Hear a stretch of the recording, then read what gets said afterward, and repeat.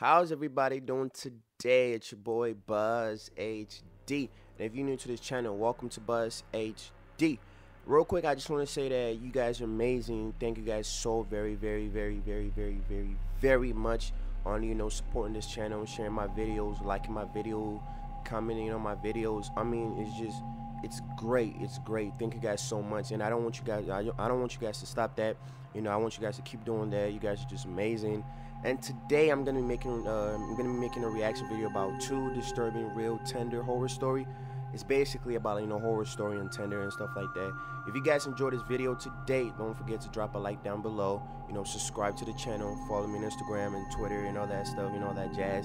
If you guys want to check the original video, it's gonna be in the description down below too. So let's get to the video.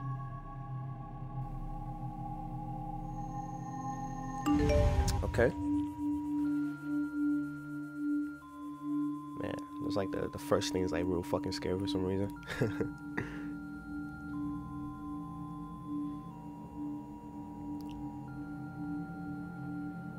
I'll never forget the first time I used Tinder. It was 2015 during winter break when everyone was back home from college. I figured since I didn't have a girlfriend and didn't have much going on, why not try the app that everyone was talking Tinder. about? It was like 8 or 9 p.m. on a Thursday night, which was peak hours in terms of activity for the app. I downloaded the app onto my phone, and it was time to set up my profile. I spent a good 10 minutes browsing through my photo albums and found 4 flattering photos of myself that I thought would catch people's attention. Okay. I wasn't really experienced with the whole witty, funny Tinder bio thing that guys are apparently supposed to do, so I just wrote a few things about myself, like that I was 6 feet tall, played hockey at Penn State, and loved to work out. I swiped right for pretty much everyone just to see how many people would right swipe me back. I got through the given 100 likes quicker than I even expected, and didn't get a single match. My self-esteem was now completely in the toilet. I always thought of myself as really good looking, you got the likes. so I didn't understand how nobody could have liked me back. After waiting forever for some kind of notification to come up on my screen, I was considering just deleting the app to save my self-esteem. But finally, a single vibration from my phone, along with the message, "Congratulations, you have a new match," popped up on my phone. Overly excited, I went back into the app and saw that I had matched with the most gorgeous girl I'd seen on the app. She had 4 photos as well, one in a bikini with a friend, one with 2 girls kissing her on either cheek, one with her leaning on a brick wall, and one that appeared to be taken at a college frat party. She was 20 years old, just like me, and she went to Syracuse University. I messaged her just a plain old hey with a smiley face. 10 seconds later, she responded, "Hey cutie."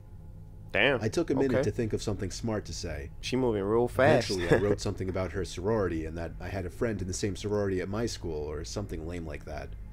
She responded really quickly again, this time saying, "OMG, that's so cool," and then a smiley face. I was typing my response when she sent another message, saying, "You're so cute and so close. What are you doing tonight?" At this point, I was excited, and thought this app was easier than I thought it would be. Some nuts. I responded quickly, saying, "Just watching Elf, pretty exciting stuff." She replied back, saying, "OMG, no way, me too. You should come over and we can watch it together," and then a winky face. I told her I was down and asked for her number. She gave it to me quickly, and I waited a minute before texting her just so I wouldn't seem desperate. When I texted her, the message was sent as a text message, indicating this person wasn't using the iMessage app. I said hey once again.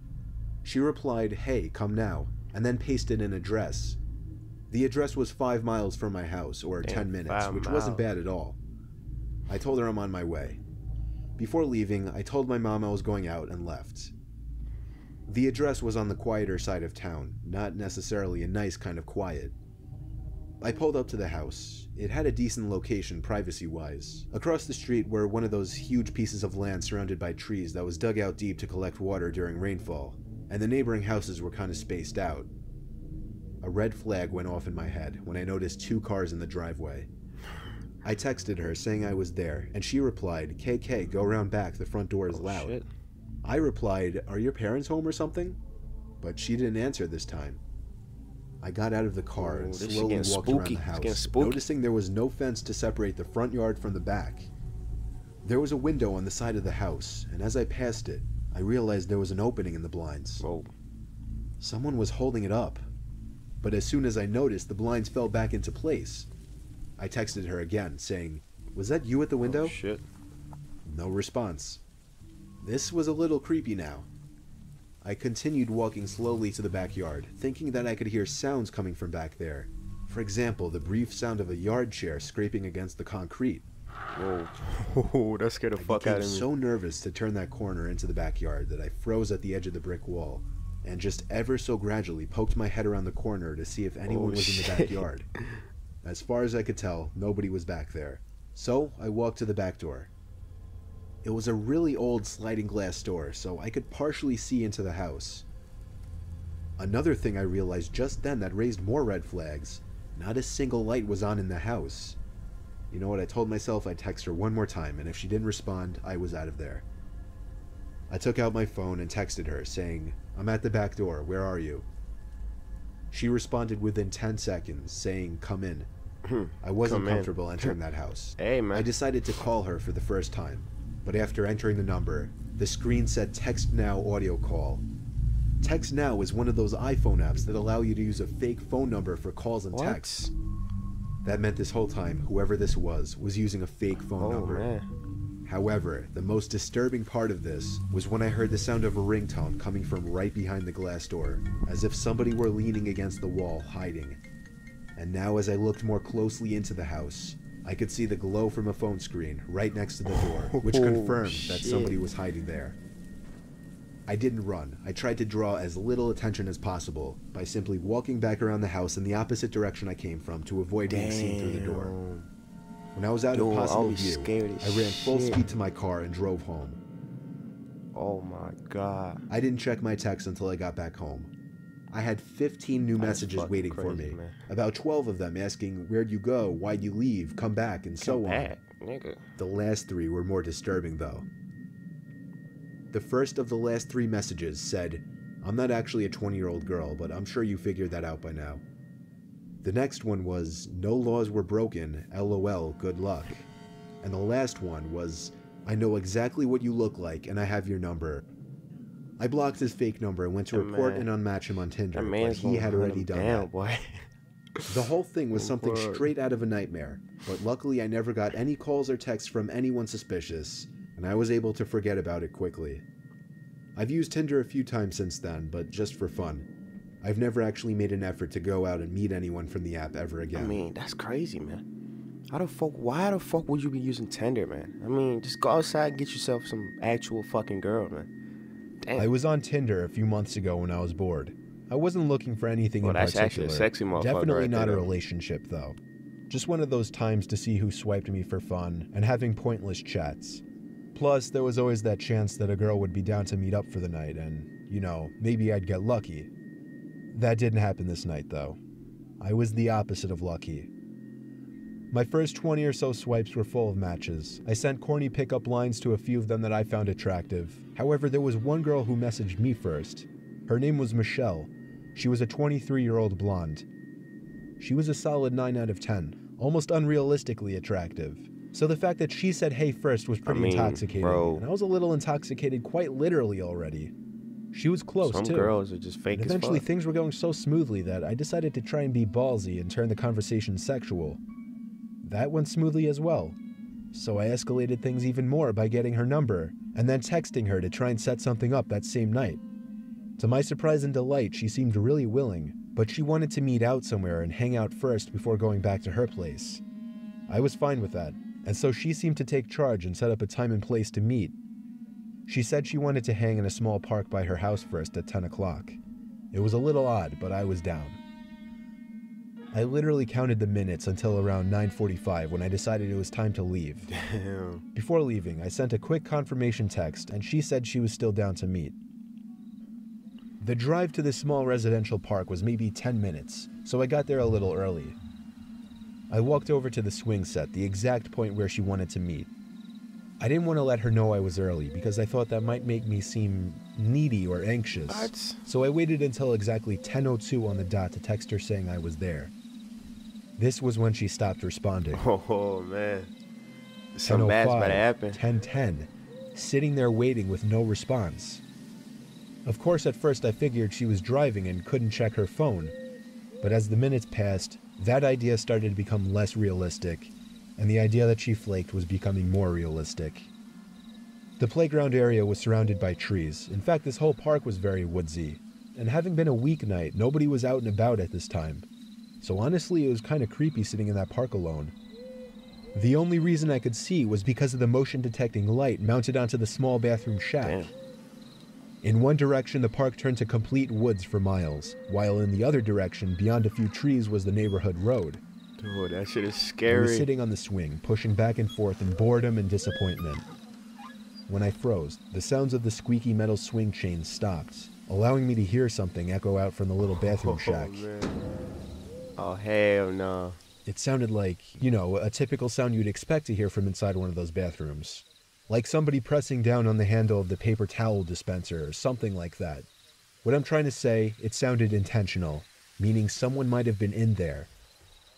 Now, this wouldn't be a completely strange thing. After all, it's a public park. Only I would have thought that they would lock the bathrooms up at this hour. And who else would actually be in this tiny park at 10:15 on a weeknight? Then I suddenly felt a vibration in my pocket. So excited, I whipped out the phone and saw a new text from Michelle. The text said exactly this. Hey, just got here. Come into the bathroom. I have a surprise for you. Oh, hell, don't go to the bathroom, man. My heart dropped as I read this. No. I felt butterflies in my stomach. Not like an innocent nervousness, more like a disturbed and freaked out feeling. Come on now.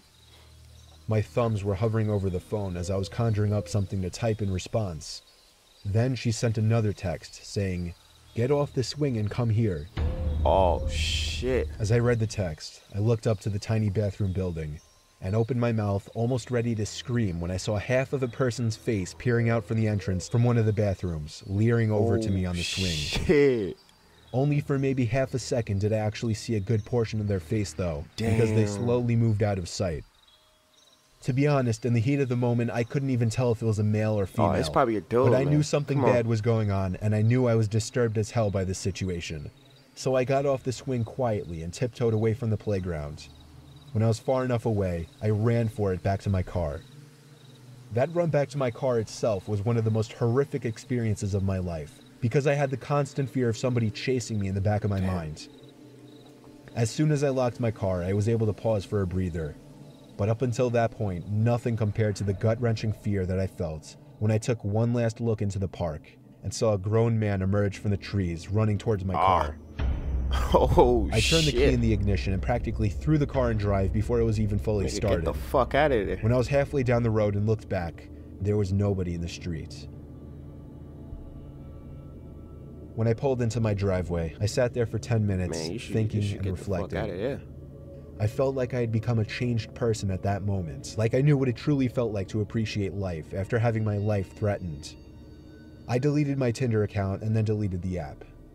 I didn't tell any of my family members besides my older brother. I've had a girlfriend for the past 2 months, so luckily, I don't even have to think about using that app anymore.